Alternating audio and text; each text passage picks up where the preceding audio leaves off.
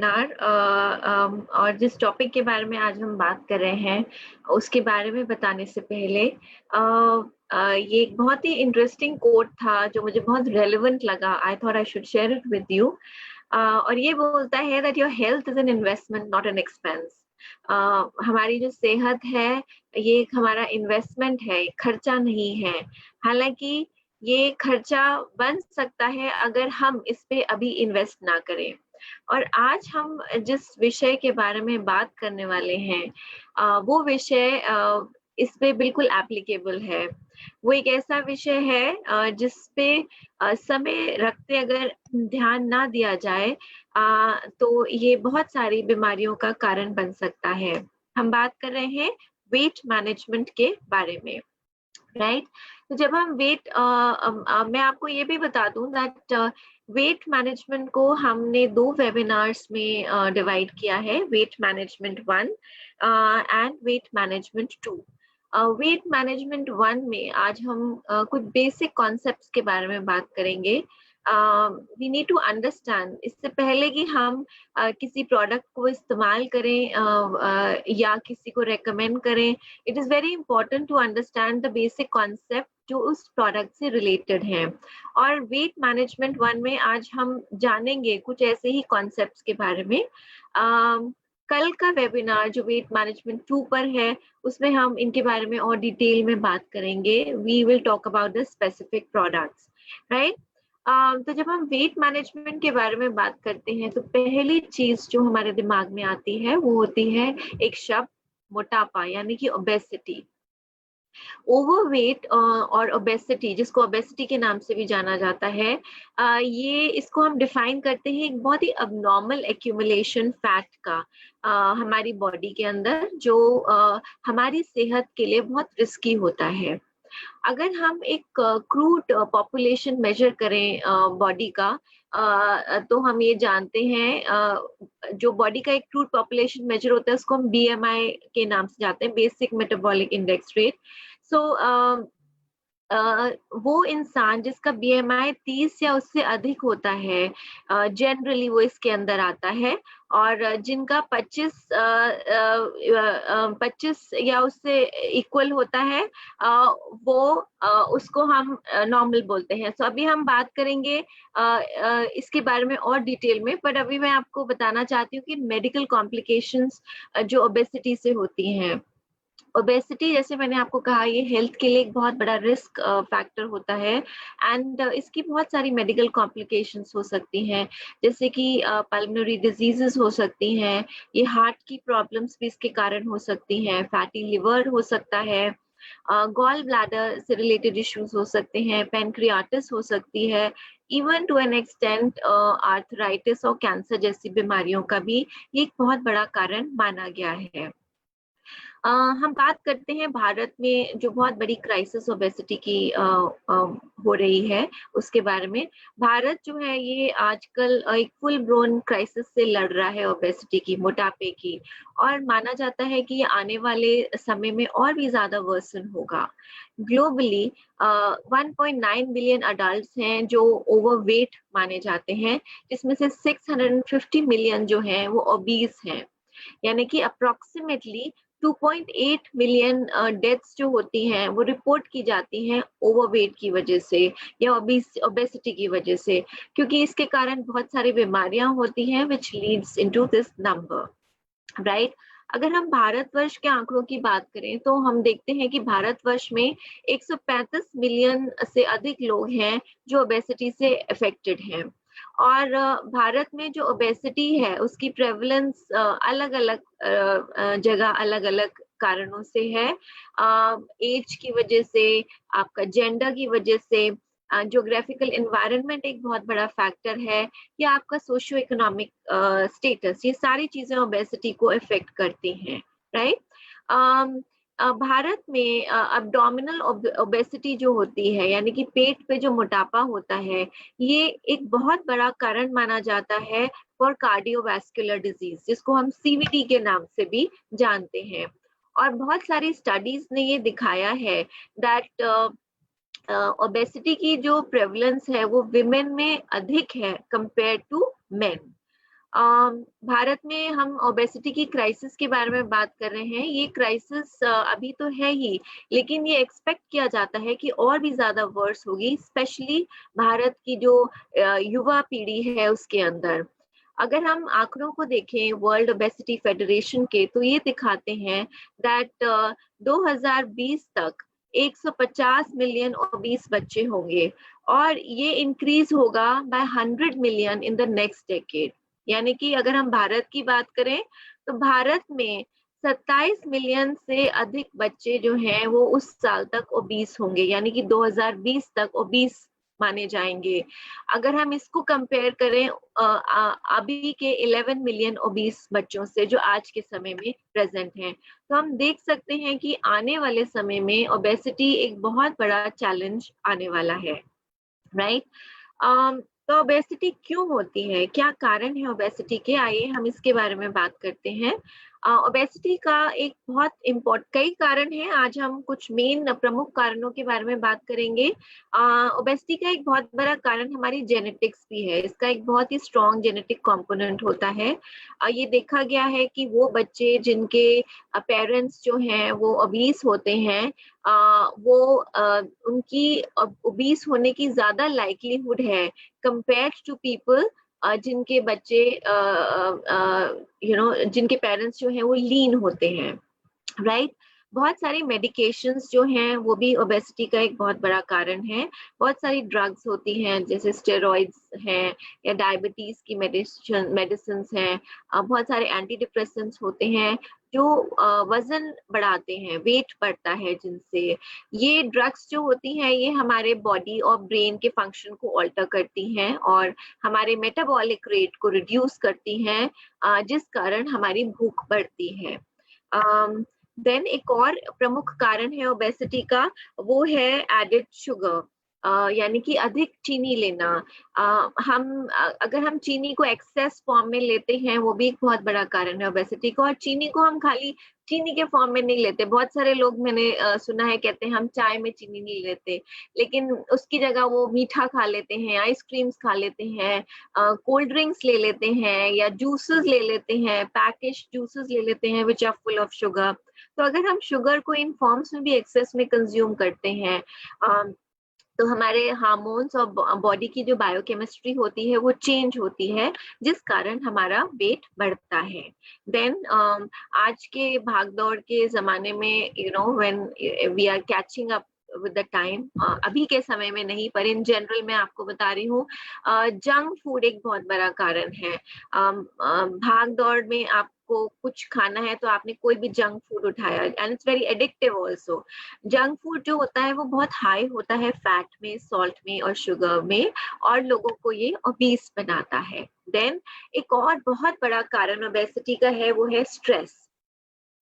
Normally देखा गया है जब हम स्ट्रेस्ड होते हैं, जब हम परेशान होते हैं, तो हम उन चीजों की तरफ बढ़ते हैं जो थोड़े फैटी होते हैं, जिनको हम कंफर्ट फूड के नाम से भी जानते हैं।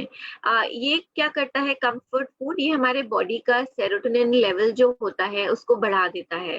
सेरोटोनिन एक केमिकल होता है हमारी बॉडी के अंदर जो हमें एक अच्छा होने का एहसास देता है, अच्छा होने की फीलिंग देता है। स्ट्रेस जो होता है ये हमारी बॉडी में एक्सेस कोर्टिसोल रिलीज करता है, जो एक हार्मोन होता है जो मैनेज करता है फैट स्टोरेज को और एनर्जी यूज को ह्यूमन बॉडी के अंदर, राइट। तो कोर्टिसोल क्या करता है, क्योंकि जब हम होते हैं तो एक्सेस कोर्टिसोल रिलीज करता है, तो कोर्टिसोल जो है वो हमारी भूख को बढ़ाता है और हमारी जो क्रेविंग्स होती है फैटी चीजों की या शुगरी चीजों की उसको बढ़ाता है। इसीलिए आपने देखा होगा कि कभी आप अपसेट हैं, परेशान हैं, डिप्रेस्ड हैं या स्ट्रेस्ड हैं, तो आपका बहुत हाई फैट कंटेंट वाली चीजें खाने का मन करता है और आप वो खाते हैं तो आप बहुत रिलैक्स्ड फील करते हैं बिकॉज ऑफ कोर्टिसोल या बिकॉज सेरोटोनिन की वजह से, राइट। तो stress is a very big cause of obesity. Then एक और बहुत प्रमुख कारण है is lack of physical activity. तो आजकल हम जिस समय से निकल रहे हैं, this is one thing which we really need to take care of, यानी कि फिजिकल एक्टिविटी हमें बना के रखनी है, एक्टिव रहना है। जब हम एक्सेस कैलोरीज कंज्यूम करते हैं, या हम नॉर्मल कैलोरीज भी आज के टाइम में ले रहे हैं, लेकिन हम कुछ भी नहीं कर रहे जिससे वो कैलोरीज बर्न हो, क्योंकि हम बाहर नहीं जा रहे हैं, हम घरों में बैठे हुए हैं। सो हम we are bound to gain weight, so we have to be very particular in terms of the calorie intake that we are taking. So lack of physical activity is another big cause. Then एक और बहुत बड़ा कारण obesity का होता है poor quality of sleep. जब आप स्लीप डिप्राइव्ड होते हो तो आपकी बॉडी के स्ट्रेस लेवल्स बढ़ते हैं, और जब आपके स्ट्रेस लेवल्स बढ़ते हैं तो आपका मन करता है कुछ फैटी खाने का, और जिसकी वजह से आप वेट गेन करते हैं। So you tend to eat more, आपकी बॉडी को एनर्जी चाहिए होती है, you tend to eat more and then you gain weight. So अच्छी नींद लेना एक is a very big factor if you really want to stay healthy. Then एक और बहुत बड़ा कॉज है वो है हार्मोनल इम्बैलेंस। बहुत सारे हार्मोन्स होते हैं बॉडी के अंदर, जैसे कि इंसुलिन है, एंड्रोजेंस है, एस्ट्रोजेंस है, लेप्टिन है, ग्रोथ हार्मोन है। इनका बहुत बड़ा इम्पैक्ट होता है हमारी एपिटाइट के ऊपर, हमारे मेटाबॉलिज्म के ऊपर और हमारे बॉडी फैट डिस्ट्रीब्यूशन के ऊपर। हार्मोनल इम्बैलेंस जो होता है, अगर हमारी बॉडी में हार्मोनल इम्बैलेंस होता है तो उससे क्या होता है, हमारी एपिटाइट बढ़ती है, हमारा मेटाबॉलिज्म डिक्रीज होता है। मेटाबॉलिज्म के बारे में हम अभी बात करेंगे, बट बेसिकली मेटाबॉलिज्म आपकी बॉडी की कैपेसिटी होती है फैट बर्न करने की। तो अगर आपका मेटाबॉलिक रेट कम होता है तो आपकी बॉडी जो एक्यूमुलेटेड फैट है उसको कम बर्न करती है, जो कंट्रीब्यूट करता है वेट गेन के लिए। So hormonal imbalance is also one big factor for that, right. अब हम बात करते हैं एक और इम्पोर्टेंट कॉज की, विच आर मेडिकल कंडीशन। सो बहुत सारी मेडिकल कंडीशंस होती हैं, जैसे कि थायराइड है, पीसीओएस है, जो कि एक बहुत बड़ा कारण होते हैं ओबेसिटी की। So there are lot of hormonal changes that happen due to this medical condition, जिसकी वजह से मोटापा बढ़ता है। तो अब सिम्टम्स क्या होते हैं ओबेसिटी के? हम किसको कह सकते हैं कि ये व्यक्ति ओबीस है? सो ओबीस पर्सन क्या होता है, उसका एक बड़ा बॉडी का फ्रेम होता है, मोटे दिखते हैं, फटीग रहता है, हमेशा थकावट सी महसूस होती है, सांस फूलती है, थोड़ा बहुत भी फिजिकल एक्टिविटी करते हैं, ब्रेस्ट रीजन में एडिपोसिटी होती है, एक्सेस फैट एक्यूमुलेशन होता है, पेट बाहर निकला हुआ होता है, अपर आर्म्स और थाइज जो होते हैं बहुत फ्लैबी होते हैं, एक्सेस फैट होता है इनके अंदर। अब ऐसे व्यक्ति जो होते हैं उनको कोई भी फिजिकल एक्टिविटी करने में परेशानी होती है, उनको जॉइंट पेन होता है, नींद नहीं आती, ट्रबल आती है सोने में, because they eating a lot, और जिसकी वजह से स्लीपिंग प्रॉब्लम्स होते हैं, स्किन प्रॉब्लम्स होती हैं जो which are caused by moisture, जो उनकी स्किन के फोल्ड्स में एक्यूमुलेट हो जाता है, गॉल स्टोन्स होते हैं, ऑस्टियोआर्थराइटिस का इशू देखा गया है वेट बेयरिंग जॉइंट्स पे, क्योंकि वजन बहुत ज्यादा होता है, इसलिए ये चैलेंज फेस करते हैं, स्पेशली द नीज। तो ये कुछ प्रमुख सिम्टम्स हैं। अब ये जो सिम्टम्स हमने ओबेसिटी के बताए हैं, ये सिम्टम्स जो है कोई मेडिकल प्रॉब्लम भी रिजेंबल कर सकते हैं। तो खाली आप इन सिम्टम्स के बेसिस पर डिसाइड मत कीजिए कि द पर्सन इज ओबीस और नॉट, कंसल्ट अ डॉक्टर। अगर आप नोटिस करते हैं कि आपने हाल फिलहाल में बहुत जल्दी वेट गेन किया है किसी ऑब्वियस कॉज के बगैर, तो इट्स वेरी इंपॉर्टेंट कि आप डॉक्टर को कंसल्ट करें, डिस्कस करें and then decide whether it's obesity या कोई मेडिकल कंडीशन है जिसकी वजह से आप ये सिम्टम्स देख रहे हैं। अब हम ओबेसिटी को डायग्नोज कैसे करते हैं? हम ओबेसिटी को डायग्नोज करते हैं बॉडी मास इंडेक्स की वजह से, जिसके बारे में हमने बहुत ब्रीफली शुरू में बात की थी। हम बॉडी मास इंडेक्स के बारे में अभी आपको बताएंगे। अभी बॉडी मास इंडेक्स आप कैलकुलेट कैसे करते हैं, यहाँ आप देख भी रहे हैं एक बॉडी मास इंडेक्स इंडिकेटर, जिसमें आप देख रहे हैं नॉर्मल 18.5 से 24.9 के बीच में है। 25 से 29.9 के बीच में अगर बॉडी मास इंडेक्स होता है तो व्यक्ति ओवरवेट होता है, और 30 से 39.9 के बीच में है तो वो ओबीस होते हैं, and above that is morbidly obese.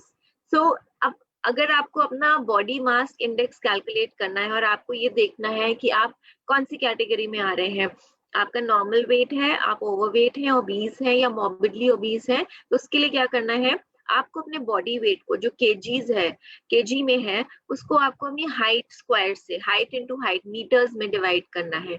For instance, अगर आपका वजन 68 केजी है और आपकी हाइट है 5 फीट 8 इंचेस, तो अगर आप उसको मीटर्स में कन्वर्ट करेंगे तो 1.73 मीटर्स होगा, राइट। तो आप क्या करेंगे, केजीज में आपका वेट है 68 केजी, 68 केजी को आप डिवाइड करेंगे 1.73 स्क्वायर, 1.73 इंटू 1.73। तो अगर हम ऐसा करते हैं तो इसका रिजल्ट आता है 22.74। तो 22.74 अगर हम बॉडी मास इंडेक्स के स्केल पे देख रहे हैं, या अगर आप स्क्रीन पे देखते हैं, तो आप देखते हैं कि ये नॉर्मल रेंज के अंदर आता है। It is middle of a healthy range, healthy range. So 25 onwards आप ओवरवेट होते हैं एंड 30 ऑनवर्ड्स आप ओबीस कहलाते हैं। So this is how obesity is diagnosed, right. अब हम बात करते हैं वेट मैनेजमेंट की। ये तो हमने बात की ओबेसिटी की, ओबेसिटी के कॉजेज क्या हैं और आप अपनी ओबेसिटी को कैसे कैलकुलेट कर सकते हैं। Now we come to another important point which is हम अपने वेट को कैसे मैनेज कर सकते हैं। And as we just discussed कि करोड़ों लोग जो हैं वो बैटल कर रहे हैं, एक जंग लड़ रहे हैं अपने वेट को लूज करने की हर दिन, राइट। हेल्दी वेट होना सिर्फ देखने के लिए अच्छा नहीं होता, it is very important for health and overall wellbeing. क्योंकि हमने शुरू में देखा था कि अगर आप ओबीस होते हैं तो ये बहुत सारे मेडिकल कॉम्प्लिकेशंस क्रिएट करता है, और एब्डोमिनल फैट तो खास तौर से कार्डियोवैस्कुलर डिजीज का एक बहुत प्रमुख कारण होता है। तो इट्स वेरी इंपॉर्टेंट कि हमारी सेहत अच्छी हो और ओवरऑल वेलबींग अच्छा हो। और वेट मैनेजमेंट जिसके बारे में हम बात कर रहे हैं, ये बहुत सारे एस्पेक्ट्स को कवर करता है एक ऑप्टिमल वेट अटेन करने के लिए। और ये ऑप्टिमल वेट आप कैसे अटेन करते हैं? ऑप्टिमल वेट आप अटेन करते हैं हेल्दी लाइफस्टाइल से। सो हम सिर्फ वेट मैनेज करने की बात नहीं करेंगे, it's about sustaining that weight. और वो तब पॉसिबल होता है जब आप एक लाइफस्टाइल चेंज करते हैं, जिसके बारे में अभी हम बात करेंगे। सो वेट मैनेजमेंट क्यों? मैंने अभी आपको बताया वेट मैनेजमेंट इसलिए क्योंकि ओवरवेट अगर आप होते हैं तो ये बहुत बड़ा रिस्क प्रेजेंट करता है हेल्थ कंडीशंस का, जैसे कि heart problems, high blood pressure या टाइप 2 डायबिटीज। साथ ही साथ कुछ types of cancer, joint diseases, even respiratory and breathing problems. That's why it's very important कि हम अपने वेट को मैनेज करके रखें।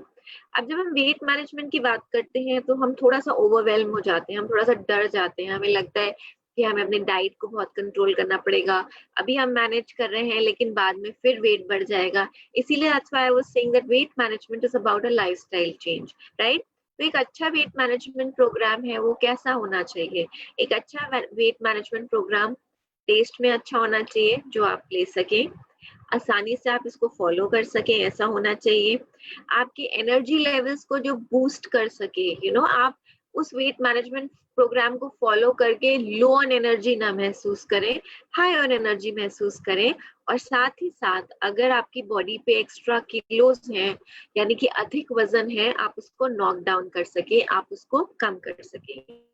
तो ये सारी चीजें एक अच्छे वेट मैनेजमेंट प्रोग्राम में होनी चाहिए, राइट। लेकिन हम वेट मैनेजमेंट के बारे में और बात करने से पहले कुछ बेसिक चीजों के बारे में बात करते हैं, फंडामेंटल्स के बारे में बात करते हैं वेट मैनेजमेंट की। क्योंकि हर व्यक्ति डिफरेंट होता है, तो हर व्यक्ति सेम स्टिमुलस को डिफरेंट तरीके से रिएक्ट करता है, हर व्यक्ति की बॉडी कॉम्पोजिशन डिफरेंट होती है। तो एक टाइप ऑफ रिजल्ट जो एक कॉन्स्टिट्यूशन के व्यक्ति में पाया जाता है, आप सेम रिजल्ट दूसरे में नहीं देख सकते, द रिजल्ट में वेरी। तो आप ये एक्सपेक्ट मत कीजिए कि हर एक का रिजल्ट यूनिफॉर्म है। कोई वेट लूज कर रहा है और उसको कोई मेडिकल कंडीशन है, तो उसका रिजल्ट डिफरेंट होगा कंपेयर टू अ पर्सन जिसका मेडिकल कंडीशन नहीं है, राइट। तो अगर हम लॉन्ग टर्म बेनिफिट्स की बात कर रहे हैं तो हमें लाइफस्टाइल चेंजेस करने पड़ेंगे, जिसके बारे में हम अभी बात करेंगे।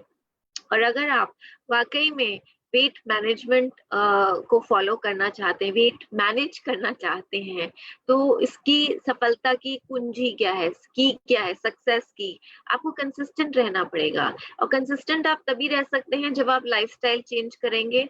आपको रियलिस्टिक रहना पड़ेगा, आपको पता होना चाहिए कि ये आप कर सकते हैं और ये आप नहीं कर सकते। आपको एक लॉन्ग टर्म गोल्स सेट करने होंगे अपने वेट मैनेज करने के लिए, और आपको बिल्कुल फोकस्ड रहना होगा। बहुत सारी चीजें, बहुत सारे ओकेजन्स आएंगे जहाँ पे आपको डिविएट करने का मन करेगा, लेकिन you have to stay focused on what you want, right? साथ ही साथ जब हम वेट मैनेजमेंट की बात करते हैं तो हम कुछ बेसिक प्रेमाइस के बारे में भी बात करते हैं, और वेट मैनेजमेंट और अब हम समझते हैं कि ये वेट मैनेजमेंट होता कैसे है, हाउ इज इट पॉसिबल, किस तरीके से हम अपनी बॉडी से ओबेसिटी को या ओवरवेट हम को कम कर सकते हैं। तो हमारी बॉडी जो होती है वो कुछ अमाउंट ऑफ एनर्जी हर दिन बर्न करती है। हमारी डे टू डे एक्टिविटीज जो होती हैं उसमें, इसको हम डेली एनर्जी एक्सपेंडिचर कहते हैं, यानी कि ये हमारा डेली एनर्जी का खर्चा होता है जो हम हर दिन करते हैं। अब हमारी एनर्जी कितनी बर्न होती है, हमारा खर्चा कितना होता है डेली एनर्जी का, ये किस पे डिपेंड करता है? ये हर एक इंडिविजुअल की जेनेटिक्स पे डिपेंड करता है। कुछ लोग होते हैं जेनेटिकली जिनका मेटाबॉलिक रेट बहुत हाई होता है, तो वो ज्यादा बर्न करते हैं कंपेयर टू समबडी जिसका मेटाबॉलिक रेट कम है। तो इंडिविजुअल जेनेटिक्स पे डिपेंड करता है, राइट? हमारा मसल मास कितना है, ये एक बहुत इंपॉर्टेंट फैक्टर होता है कि हमारी बॉडी एक दिन में कितनी एनर्जी खर्चती है, और हमारी फिजिकल एक्टिविटी का क्या लेवल है, ये भी एक बहुत बड़ा इंपॉर्टेंट फैक्टर होता है कि हमारी बॉडी कितना डेली एनर्जी एक्सपेंडिचर करती है। और ये डेली एनर्जी एक्सपेंडिचर जो होता है ये कैलोरीज में मेंशन होता है, यानी कि हम कितनी कैलोरीज एक दिन में बर्न कर रहे होते हैं। ये हमारी जेनेटिक्स पे, हमारा मसल मास कितना है और हमारी फिजिकल एक्टिविटी का क्या लेवल है, ये उस पे निर्भर करता है, राइट? फॉर एग्जाम्पल, जिन लोगों की जिनका बहुत high amount of muscle mass होता है, या जो बहुत high level of physical activity करते हैं, वो ज्यादा कैलोरीज बर्न करेंगे एक दिन के अंदर, कंपेयर टू पीपल जिनका लो अमाउंट ऑफ मसल मास है और low levels of physical activity है, राइट? एंड इसीलिए ये चीजें हमें जानना इसलिए जरूरी है क्योंकि हम जिन प्रोडक्ट्स का इस्तेमाल करते हैं या हम जिन प्रोडक्ट्स को रेकमेंड करते हैं, वो प्रोडक्ट्स किस तरीके से इन चीजों से लिंक्ड अप है, ये हमारे को पता चलता है। सो इट्स नॉट कि हमने किसी ने बोला और हमने प्रोडक्ट यूज कर लिया, पर वो किस तरीके से हमारी बॉडी कॉन्स्टिट्यूशन को इफेक्ट करता है, that's very important for us to understand. तो अभी हमने ये जाना कि अगर हमारा मसल मास ज्यादा है, हमारी high level of physical activity है, या जेनेटिकली हमारी कॉम्पोजिशन ऐसी है, तो हमारा एनर्जी का खर्चा यानी कि हमारी कैलोरी बर्निंग ज्यादा होगी। अगर आप अपना डेली एनर्जी एक्सपेंडिचर इंक्रीज करना चाहते हैं, अगर आप अधिक कैलोरीज बर्न करना चाहते हैं, तो आपको क्या करना है? आपको अपना मसल मास इंक्रीज करना है। और मसल मास का आप कैसे इंक्रीज कर सकते हैं? स्ट्रेंथ ट्रेनिंग के थ्रू या अप्रोप्रिएट न्यूट्रिशन के थ्रू। दैट्स व्हाई आपने सुना होगा कि बहुत लोग आपको जो रिकमेंड करते हैं वो कहते हैं आप प्रोटीन लीजिए अपने डाइट में, because helps in increasing your muscle mass. So strength training और अप्रोप्रिएट न्यूट्रिशन, जिसके बारे में हम बात करेंगे आगे, इसके जरिए आप अपना डेली एनर्जी एक्सपेंडिचर इंक्रीज कर सकते हैं। साथ ही साथ अपनी फिजिकल एक्टिविटी बढ़ाकर, जब आप अधिक फिजिकली एक्टिव रहते हैं, चाहे आप वॉक कर रहे हैं या वर्कआउट कर रहे हैं या आप किसी फॉर्म में एक्सरसाइज कर रहे हैं, जेनेटिक्स ऑफ कोर्स आप ऑल्टर नहीं कर सकते। अपने डेली एनर्जी रिक्वायरमेंट को पूरा करने के लिए आपको कैलोरीज कंज्यूम भी करनी पड़ती हैं। हमने अभी बात की कैलोरीज बर्न कैसे होती हैं, लेकिन जब आपको एनर्जी भी चाहिए होती है daily day to day activities के लिए, और वो आप कैसे करते हो? वो आप कैलोरीज कंज्यूम करके करते हैं। सो यू नीड इट, आपको कैलोरीज एक्स्ट्रा जो होती हैं वो बर्न करनी होती हैं और एनर्जी के लिए रिक्वायर्ड भी होती हैं। तो अब हम बात करेंगे, हमने कैलोरीज की बात की, मेटाबॉलिज्म की बात की, न्यूट्रिशन की बात की, तो अब हम बात करें कुछ टर्मिनोलॉजीज के बारे में जो हम इस्तेमाल करते हैं, जिनके बारे में हमें जानकारी होना बहुत जरूरी है अगर हम एक sustainable weight management programme follow करना चाहते हैं। तो ये कुछ टर्म्स हैं जो कॉमनली हम प्रेजेंटेशन के दौरान इस्तेमाल करेंगे आज और कल के बीच में। इनकी जानकारी होना बहुत जरूरी है, जैसे कि calories, metabolism, macronutrients versus micronutrients, carbohydrates, proteins, fats, vitamins and minerals, right? So let's take these things, हम इनको एक एक करके समझते हैं कि ये हैं क्या। सबसे पहले हम जानते हैं कि कैलोरीज क्या होती है। अभी हमने थोड़ी सी जानकारी ली कैलोरीज के बारे में। अगर मैं ब्रीफली उसको समराइज करूं तो मैं आपको ये बोलूंगी कि अगर आप जितनी कैलोरीज एक दिन में जितनी खर्चा करते हैं उतनी कैलोरीज आप कंज्यूम भी करते हैं, तो आपका बॉडी वेट बढ़ेगा नहीं, चेंज नहीं होगा। यानी कि आपका एक बैंक अकाउंट है, आप अपने बैंक अकाउंट में जितना पैसा डाल रहे हैं उतना पैसा निकाल रहे हैं, तो आपका बैंक बैलेंस बराबर रहेगा। इसी तरीके से आपका बॉडी का वेट भी है, आप जितनी कैलोरीज बर्न कर रहे हैं आप उतनी कैलोरीज ले रहे हैं, तो आपका बॉडी का वेट चेंज नहीं होगा, उतना ही रहेगा। अगर आप जितना कैलोरीज जो बर्न कर रहे हैं उससे अधिक कैलोरीज आप कंज्यूम कर रहे हैं, तो आपकी बॉडी का वेट जो है वो बढ़ेगा। आप बर्न कम कर रहे हैं और कंज्यूम ज्यादा कर रहे हैं, सो वेट विल इंक्रीज। लेकिन अगर आप कैलोरीज कम कंज्यूम कर रहे हैं और बर्न ज्यादा कर रहे हैं, तो आपका बॉडी का वेट डिक्रीज होगा। Just like your bank account का, जैसे मैंने आपको एग्जांपल दिया कि अगर आप खर्चा ज्यादा कर रहे हैं और आपका बैलेंस जो है वो कम होता चला जाएगा जितना आप डिपॉजिट कर रहे हैं। इसी तरीके से आपकी बॉडी के साथ भी होता है, अगर आप खर्चा कम कर रहे हैं और डिपॉजिट ज्यादा कर रहे हैं तो आपका बैंक बैलेंस बढ़ेगा, राइट? सो वेट लॉस तब होता है जब जितनी आपको रिक्वायरमेंट होती है आप उससे कम कैलोरीज को बर्न करते हैं और कंज्यूम करते हैं, right? So weight loss occurs when you consume fewer calories. आपने कम कैलोरीज कंज्यूम की, आपने बर्न ज्यादा की, जिसकी वजह से आपकी बॉडी का फैट टिश्यू जो होता है वो बर्न होता है। तो फैट टिश्यू जो होता है वो ब्रेक डाउन हो जाता है, बर्न होता है, क्योंकि आपने कैलोरीज कम ली हैं, आपकी बॉडी को एनर्जी चाहिए और वो एनर्जी फैट टिश्यू के मेटाबोलाइज होने से, ब्रेक डाउन होने से बॉडी को मिलती है। हम एक एग्जांपल के तौर पे देखते हैं, हरी है, उसने 2500 कैलोरी बर्न की, हर दिन बर्न करता है। हरी वेट कब लूज करेगा? क्या हरी वेट लूज करेगा अगर वो 2500 कैलोरी खा भी रहा है, इतना इनटेक भी ले रहा है? हरी वेट तब लूज करेगा जब वो 2500 कैलोरी से कम इनटेक लेता है, राइट? सो अगर हरी कंज्यूम 2500 कैलोरी कर रहा है और हरी खाता है 2250 कैलोरीज, तो 250 कैलोरी का डेफिसिट होता है in relation to the amount of energy जो हरी बर्न करता है। 2500 कैलोरी की एनर्जी बर्न कर रहा है लेकिन खा रहा है 2250 कैलोरीज, 250 कैलोरी का डेफिसिट हुआ। तभी 250 कैलोरी कहाँ से आएगी? 250 कैलोरी हमारा फैट टिश्यू बर्न होने से आती है, along with other energy stores जो हमारी बॉडी में होते हैं। सो जो मेटाबोलाइजिंग होता है, ब्रेकिंग डाउन होता है फैट टिश्यू का, ये एनर्जी रिलीज करता है हमारी बॉडी को अपनी डे टू डे एनर्जी की रिक्वायरमेंट्स को प्रोड्यूस करने के लिए। क्योंकि बॉडी बाहर के एनवायरनमेंट से नहीं खा रही है, इसलिए बॉडी अपने इंटरनल एनवायरनमेंट को इसे ईट करती है, जो फैट बर्न करके होता है। एंड दैट्स हाउ आप अपना वेट लूज करते हैं, right? Then we come to another important term which is metabolism. ये एक बहुत ही इंपॉर्टेंट टर्म है, ये हम शुरू में भी कई बार यूज कर चुके हैं। मैंने आपको ब्रीफली इसको एक्सप्लेन भी किया था। मेटाबॉलिज्म क्या होता है? मेटाबॉलिज्म वो रेट होता है जिसमें आपकी बॉडी कैलोरीज को बर्न करती है, यानी कि आपकी कैलोरी बर्निंग कैपेसिटी शरीर की कितनी है वो मेटाबॉलिज्म से पता चलती है। ये इम्पोर्टेंट क्यों है? ये इम्पोर्टेंट इसलिए है कि अगर कैलोरीज बर्न नहीं होंगी तो बॉडी उसको एनर्जी के या टिश्यूज को रिपेयर करने के लिए यूज नहीं कर पाएगी और वो हमारे बॉडी में फैट के फॉर्म में स्टोर हो जाएंगी। तो इट्स वेरी इंपॉर्टेंट कि हम अपने मेटाबॉलिक रेट को हमेशा एक्टिवेटेड रखें, मेटाबॉलिक रेट हमारा अच्छा हो। अगर ऐसा होगा तो हमारी बॉडी जो है वो एक्सेस फैट जो होगा उसको नहीं तो स्टोर कर लेगी, राइट? और हमारी बॉडी जब हम मेटाबॉलिक रेट की बात करते हैं तो 2 टाइप्स ऑफ मेटाबॉलिक रेट होते हैं, बेसल मेटाबॉलिक रेट और एक्टिव मेटाबॉलिक रेट।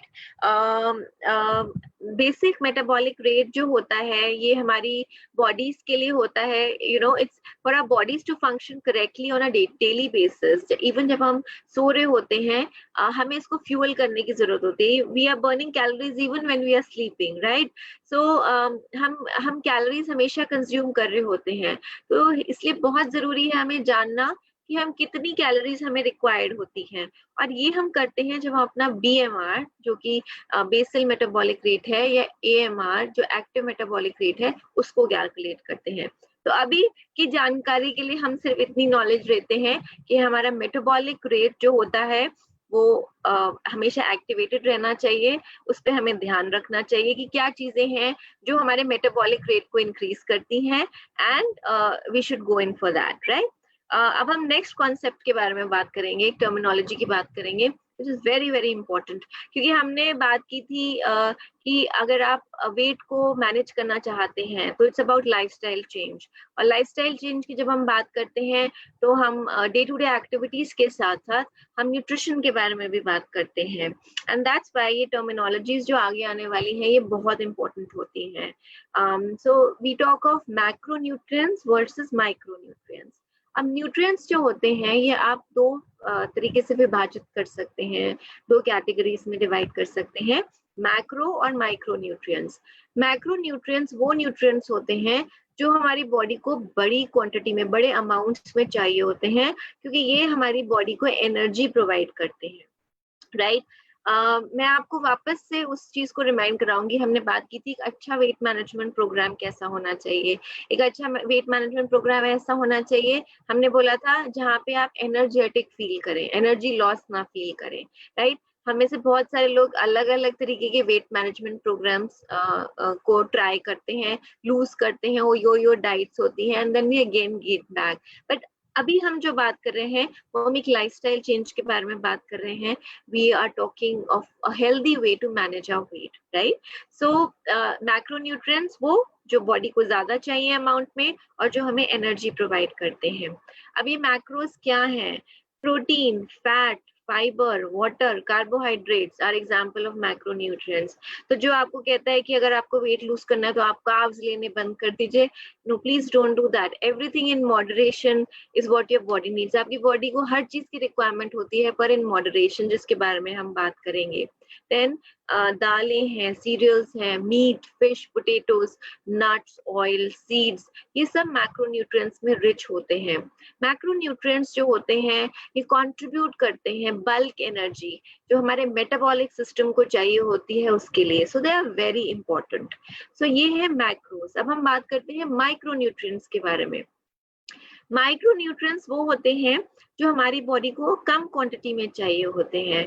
माइक्रोन्यूट्रिएंट्स मदद करते हैं हमारी बॉडी के बहुत सारे फंक्शंस में, जैसे कि हमारी बॉडी को की ग्रोथ, बॉडी के फंक्शंस और डिजीज प्रिवेंशन में, बीमारियों से बचाने में इनका एक बहुत महत्वपूर्ण योगदान होता है।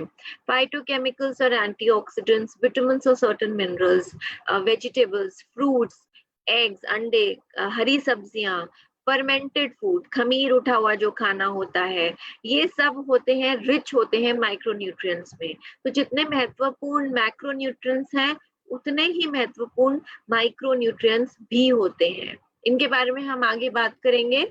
अभी हम बात करते हैं इन्हीं मैक्रो माइक्रोन्यूट्रिएंट्स के बारे में। हमने बात की थी मैक्रोन्यूट्रिएंट्स में कार्बोहाइड्रेट्स, प्रोटीन्स, फैट्स। अब हम सबसे पहले कार्बोहाइड्रेट्स के बारे में बात करेंगे। Carbohydrates main type of nutrient होता है, ये हमारी बॉडी में एनर्जी के लिए बहुत इंपॉर्टेंट होता है। हमारा जो डाइजेस्टिव सिस्टम होता है वो कार्बोहाइड्रेट्स को ग्लूकोज में कन्वर्ट करता है, राइट? वो चेंज करता है कार्बोहाइड्रेट्स को ग्लूकोज में, जिसको हम ब्लड शुगर भी बोलते हैं, और ये हमारे बॉडी शुगर को एनर्जी हमारे सेल्स, टिश्यूज और ऑर्गन्स को देने में के लिए प्रोवाइड करती है। इसीलिए बहुत इंपॉर्टेंट है कार्बोहाइड्रेट्स। हमारी बॉडी जो होती है वो एक्स्ट्रा शुगर जो होती है वो हमारे लिवर में या मसल्स में स्टोर कर लेती है जब भी कभी जरूरत हो उसके लिए। कार्बोहाइड्रेट्स बहुत इंपॉर्टेंट है, लेकिन बहुत जरूरी है हमें ये जानना कि किस तरीके के कार्बोहाइड्रेट्स। कार्बोहाइड्रेट्स भी दो प्रकार के होते हैं, गुड कार्ब्स, आपने सुना होगा good carbs versus bad carbs. तो अगर हम अच्छे कार्बोहाइड्रेट्स की बात करें जो हेल्दी हैं हमारे लिए, वेट मैनेजमेंट में सहायक हैं और एनर्जी से भरपूर हैं, वो होते हैं फ्रेश फ्रूट्स, वेजिटेबल्स, ताजी सब्जियां, दालें, बीन्स, मटर, लेंटिल्स जैसे मैंने बताया, दालें, legumes, whole grains, brown rice, quinoa, right, बहुत सारे लोग खाते हैं, प्योर ओट्स, रोल्ड ओट्स जो होते हैं, पंपकिन सीड्स, सनफ्लावर सीड्स और स्वीट पोटैटो, ये सब गुड कार्बोहाइड्रेट्स हैं, अच्छे कार्बोहाइड्रेट्स। और इनको गुड क्यों कहा जाता है? क्योंकि ये सब एनर्जी देने के साथ साथ ये हाई होते हैं फाइबर में, इनके अंदर नेचुरल शुगर्स होती हैं, इनका ग्लाइसेमिक इंडेक्स लो होता है, लो इंसुलिन लेवल्स होते हैं, इनका डाइजेशन स्लो होता है, तो बहुत देर तक फुलनेस की फीलिंग आती है इनको खा के, लंबे समय तक ये एनर्जी देते हैं, आपको पेट भरा होने का बहुत लंबे समय तक एहसास होता है, और सबसे इम्पोर्टेंट चीज, ये वजन कम करने में, वेट लूज करने में सहायक होते हैं। अब हम बात करते हैं कुछ ऐसे कार्बोहाइड्रेट्स की जो हमें बहुत पसंद है, जो हम बहुत पसंद करते हैं, लेकिन वो उतने हेल्दी नहीं होते, इसीलिए बैड कार्ब्स के श्रेणी में आते हैं। Fruit juices, specially tetra pack वाले fruit juices, soda, cookies, biscuits, pastries, cake, white bread, white crackers यानी कि जिसमें मैदा है, regular pasta, candies, ice cream, frozen yogurt, potato chips, french fries. अब आप सोच रहे होंगे जितनी भी अच्छी चीजें हैं वो हमने बैड कार्ब्स की लिस्ट में कर दी। एक्चुअली ये इनका न्यूट्रिशनल कंटेंट उतना नहीं होता, they add more to calories, they are very low on energy. इनको बैड हम क्यों कहते हैं? क्योंकि इनमें फाइबर नहीं होता, इनमें बहुत प्रोसेस्ड शुगर्स होती हैं, एक्सेस कैलोरीज ऐड करती हैं without any nutrition value, they very high in glycemic, बहुत हाई इंसुलिन लेवल्स होते हैं, बहुत आसानी से डाइजेस्ट हो जाते हैं और फिर भूख लगने लगती है, एनर्जी में बहुत लो होते हैं, बहुत जल्दी भूख लगती है, and they are very addictive और वेट गेन करते हैं। So now we know कि अगर हम carbs की बात करते हैं, so these are the carbs, good carbs that we should go in for, and we should consume carbs because they are healthy and they provide energy. अब हम बात करते हैं प्रोटीन्स के बारे में। प्रोटीन एक मैक्रोन्यूट्रिएंट होता है जो हमारे मसल मास बिल्ड करने में मदद करता है। तो हमने बात की थी कि अगर हमारा मसल मास अधिक है या हमारी फिजिकल एक्टिविटी अधिक है तो हमारी बॉडी कैलोरी जल्दी बर्न करती है, तो मसल मास बिल्ड करने में प्रोटीन बहुत सहायक होता है। प्रोटीन्स बड़े मॉलिक्यूल्स होते हैं जिनकी हमारे सेल्स को आवश्यकता होती है प्रॉपर्ली फंक्शन करने के लिए, और they consist of amino acid. तो structure of function of our bodies जो होता है वो प्रोटीन के ऊपर निर्धारित होता है, हमारी बॉडी का स्ट्रक्चर ऑफ फंक्शन। हमारी बॉडी के सेल्स, टिश्यूज और ऑर्गन्स का जो रेगुलेशन होता है वो प्रोटीन्स के ऊपर निर्धारित होता है, और प्रोटीन्स के बगैर नहीं हो सकता। प्रोटीन्स कंसिस्ट करते हैं एमिनो एसिड्स, और एमिनो एसिड्स जो होते हैं वो बिल्डिंग ब्लॉक्स होते हैं प्रोटीन के। सो it's very very important nutrient जो हमें लेना है, जो बहुत आवश्यक है। अब प्रोटीन भी प्लांट बेस्ड होते हैं और एनिमल बेस्ड होते हैं। ये मैं इसलिए बता रही हूँ क्योंकि बहुत सारे वेजिटेरियन लोग हैं, वीगन्स हैं, जो कहते हैं कि प्रोटीन आपको सिर्फ एनिमल सोर्सेस के थ्रू मिलता है। No, plant based protein is equally nutritious as an animal based protein, right. अब हम बात करते हैं एक और टर्मिनोलॉजी के बारे में, हमें भी बेसिक जानकारी ले रहे हैं इनके बारे में। When we talk about the products, then we will understand कि ये कहाँ पे fit होते हैं। When we talk of fats, ये एक बहुत important शब्द है weight management की जब हम बात करते हैं। फैट मैक्रोन्यूट्रिएंट्स जो तीन है, कार्बोहाइड्रेट्स, प्रोटीन्स और फैट्स, ये तीसरा एसेंशियल मैक्रोन्यूट्रिएंट्स होता है along with carbohydrates and proteins। एक हेल्दी डाइट होती है, जो बैलेंस्ड डाइट होती है, उसमें बहुत जरूरी होता है हम हेल्दी मोनोसैचुरेटेड और पॉलीअनसैचुरेटेड फैट्स को यूज करें। फैट्स और फैट भी एक इम्पॉर्टेंट पार्ट प्ले करता है हमारे बॉडी से एक्सेस वेट को हटाने में, but it should be a healthy monounsaturated and polyunsaturated fat. कुछ अच्छे sources fatty acids के होते हैं, वो होते हैं avocados, olive oil, nuts, seeds और फैटी फिश। और हमें ये भी ध्यान रखना है कि हम जो अपनी बॉडी में सैचुरेटेड फैट का अमाउंट लें वो कंट्रोल करके लें डाइट के अंदर, और ट्रांस फैट जो है वो अगर ना ले सकें तो वो बहुत अच्छा है।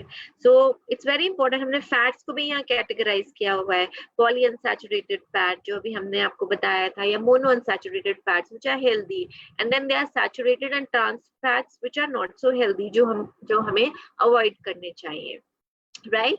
सो if you want to lose weight, हमें कम कैलोरीज कंज्यूम करनी है जितनी हमारी बॉडी की रिक्वायरमेंट है, और एक्सरसाइज करना है कि जो एक्सेस कैलोरी स्टोर्ड है हम उनको बर्न कर सके। तो पहला फ्यूल है वेट लूज करने के लिए कार्बोहाइड्रेट्स, दूसरा फ्यूल है फैट, और तीसरा प्रोटीन, राइट। अब हम बात करते हैं एक और बहुत इंपॉर्टेंट न्यूट्रिएंट की, विच इज विटामिन्स।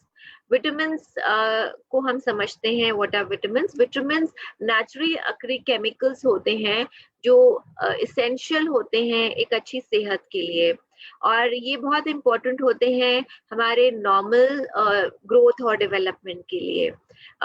ये नेचुरली पाए जाते हैं खाने के अंदर और अवेलेबल होते हैं क्वांटिटीज में जितना हमें रिक्वायर्ड होती है। हमारी बॉडी में बहुत सारे केमिकल एक्शंस और रिएक्शंस होते हैं, और इनके लिए विटामिन एक बहुत ही महत्वपूर्ण पार्ट प्ले करते हैं। सो दे आर वेरी इंपॉर्टेंट। जितने भी केमिकल रिएक्शंस हमारी बॉडी में हो रहे होते हैं उनमें विटामिन बहुत ज्यादा सहयोगी होते हैं। विटामिन एनर्जीज नहीं प्रोवाइड करते, बट ये रेगुलेटर की तरह काम करते हैं सिस्टम्स के साथ। हमारी बॉडी के सिस्टम्स को ये रेगुलेट करने में मदद करते हैं, वो सिस्टम्स जो एनर्जी रिलीज करते हैं। सो विटामिन इन्वॉल्व होते हैं हमारी बॉडी की बिल्डिंग में, रिपेयरिंग में, और हमारे हेल्दी मेंटेन करने में हेल्दी सेल्स और टिश्यूज को। एंटीऑक्सीडेंट विटामिन जो होते हैं ये हमारे शरीर को, बॉडी के सेल्स को और बॉडी के सिस्टम को डैमेज से और डिजीज से बचाते हैं, right. So this was about vitamin. So it's very important कि इसका भी हम कंजम्पशन लें। Then we come to another important thing which is minerals. जब हम मिनरल्स की बात करते हैं, मिनरल्स रिक्वायर्ड होते हैं नॉर्मल एंजाइम और सेल्यूलर एक्टिविटी के लिए, and for the function and composition of body tissues, fluids, bone, blood and skin. So हमारी बॉडी के टिश्यू के फंक्शन के लिए, फ्लूइड, बोन, ब्लड और स्किन, इन सब के लिए मिनरल्स का बहुत ही इंपॉर्टेंट पार्ट होता है। मिनरल्स भी मैक्रो माइक्रो मिनरल्स होते हैं। मैक्रो मिनरल्स जो होते हैं उनको हम 100 मिलीग्राम पर डे हमें लेना चाहिए, और माइक्रो मिनरल्स जिनको हम ट्रेस मिनरल्स के नाम से भी जानते हैं उसकी भी आवश्यकता होती है हमारे शरीर को, और इसको हमें less than 100 milligrams per day लेना चाहिए। So that's about minerals. And then we talk about another very important thing जो हम बहुत सुनते हैं शब्द, इसका नाम है एंटीऑक्सीडेंट। एंटीऑक्सीडेंट्स जो होते हैं ये हमारे शरीर में सेल्स के स्लो डैमेज को से प्रोटेक्ट करते हैं। ये एक सुरक्षा कवच की तरह काम करते हैं। अगर मैं आपको हिंदी में इसको एक्सप्लेन करूं, सो हम जिस एनवायरनमेंट में रहते हैं उसमें बहुत सारे फ्री रेडिकल्स होते हैं। फ्री रेडिकल्स वो चीजें होती हैं जो हमारे शरीर को नुकसान पहुंचाती हैं। वेस्ट सब्सटेंसेस होते हैं which are produced by cells trusted source. जब हम बॉडी में फूड प्रोसेस करते हैं और जब बॉडी एनवायरनमेंट पे रिएक्ट करती है तो ये वेस्ट सब्सटेंसेस जो हमारी बॉडी को हार्म करते हैं। तो एंटीऑक्सीडेंट्स एक सुरक्षा कवच की तरह होते हैं जो हमारी बॉडी को फ्री रेडिकल्स से प्रिवेंट करते हैं। एंटीऑक्सीडेंट्स फ्री रेडिकल्स का जो इफेक्ट होता है, दुष्प्रभाव जो होता है हमारी बॉडीज के ऊपर, उसको न्यूट्रलाइज करते हैं और हमारी ओवरऑल हेल्थ को, सेहत को इम्प्रूव करते हैं। फ्री रेडिकल्स जो होते हैं ये हमारी बॉडी में टिश्यू डैमेज कर सकते हैं, पर एंटीऑक्सीडेंट्स एक ब्लॉक की तरह होते हैं और ये हमारे को प्रोवाइड करते हैं, इन सबको प्रोसेस करते हैं, प्रोवाइड करते हैं विटामिन ए, सी और ई, मिनरल्स जैसे कि सेलेनियम, जिंक, मैग्नीज और कॉपर, और antioxidant as I mention above, ये फ्री रेडिकल्स के जो इफेक्ट्स होते हैं, इल इफेक्ट्स होते हैं, दुष्प्रभाव होते हैं, उनको न्यूट्रलाइज करके हमारी बॉडी की ओवरऑल हेल्थ जो होता है उसमें बढ़ावा करते हैं, इजाफा करते हैं, उसको बूस्ट करते हैं। और जब हम एंटीऑक्सीडेंट की बात करते हैं तो ये रेनबो कलर्ड फूड है जो रिच होते हैं एंटीऑक्सीडेंट्स के अंदर, जैसे कि कलरफुल फूड हम कई बार सुनते हैं अपने खाने में लीजिए, broccoli, carrots, peppers, apricot, nuts and seed, whole grains, vegetable oils, ये these are very rich in antioxidants. So अगर हम बात करें कि क्या की है of healthy well balanced diet, the key to be healthy well balanced is well balanced diet और regular exercise.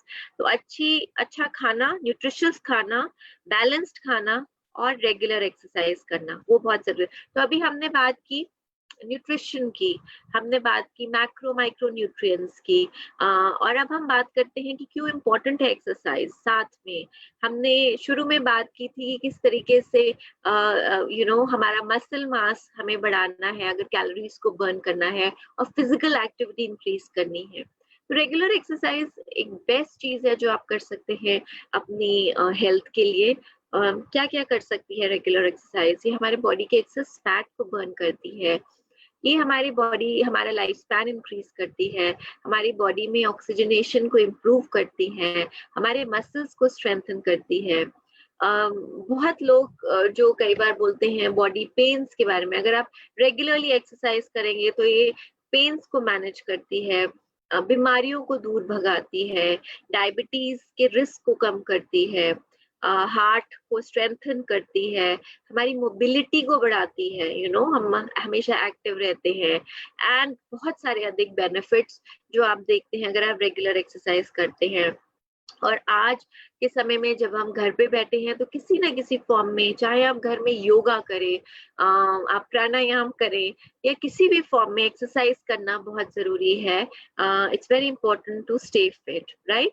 सो फॉरएवर में हम कहते हैं कि आपको मौका मिलता है खूबसूरत दिखने का और खूबसूरत महसूस करने का, to look better and to feel better. चाहे आप अपना वेट लूज करना चाहते हैं या आप एडवांस न्यूट्रिशन की बेनिफिट्स को अवेल करना चाहते हैं, या आप अपना एक अच्छा एक्सरसाइज रूटीन फॉलो करना चाहते हैं, फॉरएवर में we have a fit program जो आपको देता है इन सारी चीजें जो आप चाहते हैं। यानी कि हम फॉरएवर फिट को कहते हैं कि फॉरएवर फिट एक बहुत अच्छी जर्नी की शुरुआत है, सफर की शुरुआत है जो आप फॉरएवर के साथ करते हैं। अभी हमने जनरल वेट मैनेजमेंट के बारे में, वेट मैनेजमेंट टर्मिनोलॉजी के बारे में बात किया। This is weight management part 1 जो बहुत आवश्यक है हमें जानना अगर हम एक सस्टेन्ड वेट मैनेज करना चाहते हैं।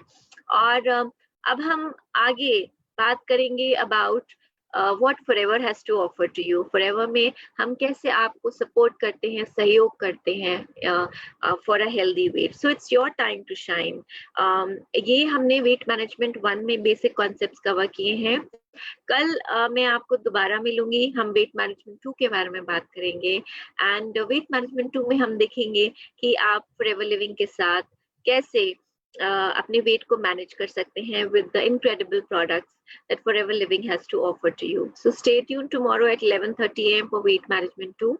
And जाते जाते मैं आपको यही बोलना चाहूंगी that हर दिन आपके पास चांस है to get stronger, to eat better, to live healthier, and to be the best version of you. So it's your time to shine. Be strong, better, healthier, and be the best version of you. With this note, आज के session को हम यहीं पे खत्म करते हैं. Thank you so much, and I'll see you tomorrow at 11:30 and 11:30 AM in the morning. और 11:30 AM पे हम बात करेंगे about weight management 2, and we'll see that how we can lose weight together. So I wish you all the best. Have a good day, and see you tomorrow at 11:30. Bye bye.